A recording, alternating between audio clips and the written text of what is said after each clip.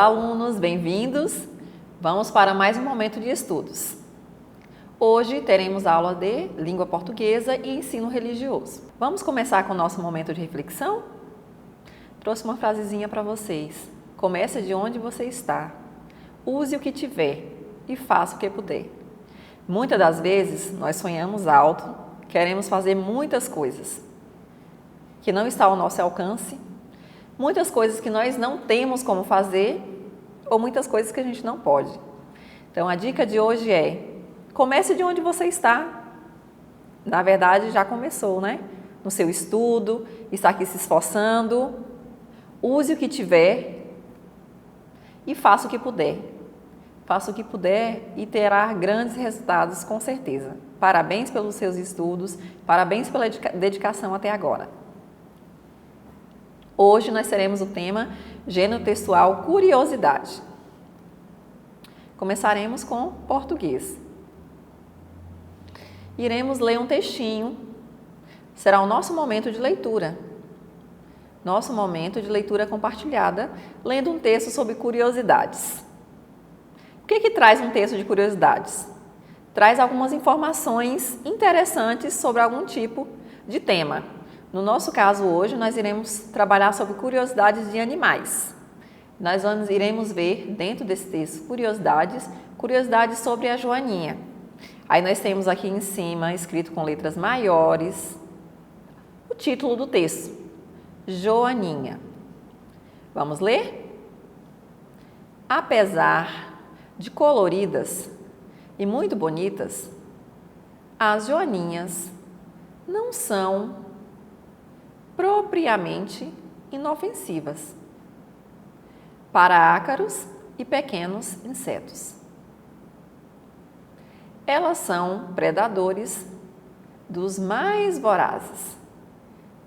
Uma única joaninha é capaz de devorar mais de 50 pulgões em um dia. Por isso, elas têm ajudado o ser humano, sendo utilizadas para o controle biológico de pragas. Então, nós temos aqui um texto de curiosidades. Vamos para o próximo? Nosso momento de produzir de acordo com o nosso texto. No nosso momento de produzir, eu trouxe um vídeo para vocês de curiosidade.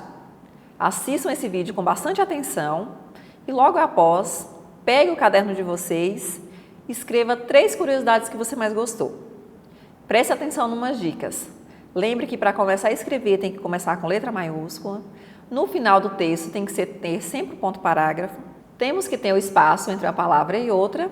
Escrever com letra legível e prestar muita atenção. Pare quando vocês estiverem escrevendo. Para o vídeo, escreve com calma, volta novamente, vai escrevendo uma palavra de cada vez, para vocês ir treinando a escrita e a leitura de vocês. Não importa se você é um amante da natureza ou só curioso por natureza, este vídeo é para você. Vamos ver se você sabe todos esses fatos bizarros sobre os animais. Se pelo menos um for novo para você, dê um joinha. As maiores aranhas do mundo, as tarântulas, podem viver sem comida por mais de 2 anos. As digitais do nariz de um cachorro podem ser usadas para identificá-lo. Elas são tipo as nossas impressões digitais e cada animal tem uma diferente. As cobras não piscam, então nem adianta brincar de quem pisca primeiro com uma delas, viu? Apesar de ser originário da China, o peixinho dourado é também conhecido no Brasil como peixe japonês. Outra coisa que você deve saber se estiver pensando em ter um peixinho dourado, não deixe ele no escuro. Ele vai ficar com uma cor pálida. Aí você vai ter um peixinho pálido. E isso não é tão interessante, né?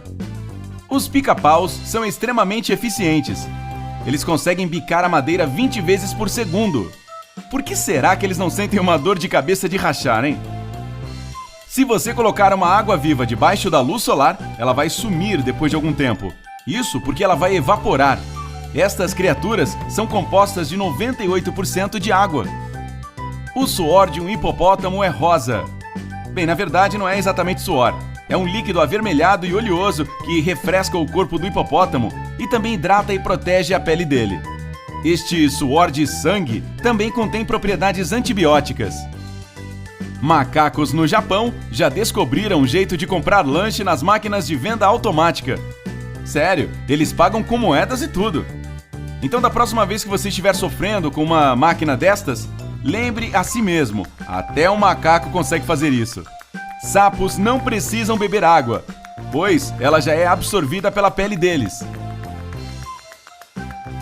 Espero que você não tenha escolecifobia, o medo de minhocas. Se tiver, não planeje nenhuma viagem para a África do Sul, onde estas criaturas podem chegar a 6 metros de comprimento. Se você acha que os humanos são muito especiais e altamente evoluídos, não vai se empolgar tanto quando souber que a gente compartilha 70% do nosso DNA com as lesmas. A propósito, o maior ciclo de vida registrado de uma lesma foi de 1 ano e meio. Então nossas primas magrinhas não vivem muito. Que triste. Triste é a situação dos flamingos, que têm problemas toda vez que ficam com fome. É que eles só conseguem comer de cabeça para baixo. Você já tentou comer de cabeça para baixo? Não é tão fácil quanto parece. Uma curiosidade interessante sobre os gorilas é que eles podem comer cerca de 18 quilos de comida todos os dias. Dieta? Nunca ouvi falar. E esta é a coisa mais fofa que você poderia imaginar. Quando os cavalos marinhos se acasalam... Agora eu trouxe mais um textinho sobre curiosidades. As leoas irmãs vivem juntas pela vida toda. Seus filhotes do sexo feminino também ficam em bando, mesmo depois de crescidas. Já os filhotes do sexo masculino devem se aventurar por conta própria quando atingirem a maturidade. Vocês viram que é mais um texto de curiosidade? Fala um pouquinho sobre as leoas femininas, correto? Dentro desse texto, eu trouxe para vocês para a gente fazer um momentinho de separação de palavras, correto? Eu peguei algumas palavras do texto e nós iremos fazer a separação de palavras aqui ao lado. A primeira palavra será vida. Olha aqui de onde eu peguei. Vida, temos no texto. A palavra vida é uma palavra bem simples de separar. São sílabas simples. Quando a gente fala, automaticamente a gente já sabe como separar. Se eu falo o nome vida. Quantas vezes eu abri a boca?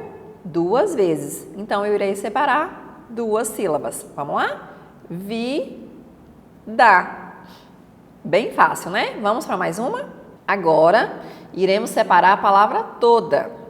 A diquinha é, toda vez que formos separar, nós temos que ler a palavra e ver quantas vezes a gente abre a boca. Toda. Abrimos a boca 2 vezes. Vamos lá? Toda. Vocês observaram? 2 letrinhas de um lado e 2 letrinhas do outro. Não é regra, nem sempre serão 2 letrinhas. Vocês vão ver mais pra frente. Agora, eu peguei uma palavra maior, feminino. Está aqui também no texto, ó, feminino. Essa palavra terá mais sílabas. Vamos lá? Feminino. Abrimos a boca 4 vezes, terá 4 sílabas. Eu trouxe para vocês agora a palavra também, que está aqui no texto, ó, também. Essa palavra é uma palavra mais complexa. Não vai ter só 2 letras na sílaba. Tam, quando eu falo tam, eu uso o T, o A e o M. Então, aí eu vou usar 3 letrinhas para uma sílaba. Quando eu falo bem, eu uso o B, o E e o M. Aí eu irei usar 3 letrinhas novamente. E aí vai ser uma separação um pouquinho diferente. Tam, usei 3 letrinhas. E bem, ou seja, vocês têm que prestar atenção quando vocês abrem a boca, quando vocês estão falando a palavra, às vezes que você para no meio da palavra, correto? Agora vamos para o ensino religioso? Compreender o papel dos templos e símbolos religiosos para a composição da identidade das culturas da sociedade. Vamos falar um pouquinho sobre o papel dos templos e dos símbolos religiosos na vida. Com certeza, na vida de vocês, dos antepassados de vocês, tem algum papel importante os templos e os símbolos, de alguma forma. Independente de que religião você esteja, independente do que você acredita, é muito importante e faz parte da nossa cultura diretamente. Qual é a importância dos templos para a cultura dos povos? Já parou para pensar? Não estamos falando de religião, estamos falando dos templos. Lá nos templos tem sim, se cultua um tipo de religião, sim. Só que o templo em si traz muitos significados para a nossa cultura e para a cultura de qualquer povo. Nós temos aqui o que se define, o que se tem em um templo. Aí nós temos aqui imagens, símbolos, cores, que geralmente se tem, estátuas, tem as pessoas, que são importantes também, que fazem parte da cultura, e a fé de cada um. Agora, gente, eu trouxe para vocês aqui alguns símbolos importantes dos templos. As catedrais e igrejas relatam histórias através de desenhos, de pinturas. Tem muitas pinturas bem famosas que fizeram antigamente, que relatam a história da Bíblia nas próprias paredes das igrejas, das catedrais.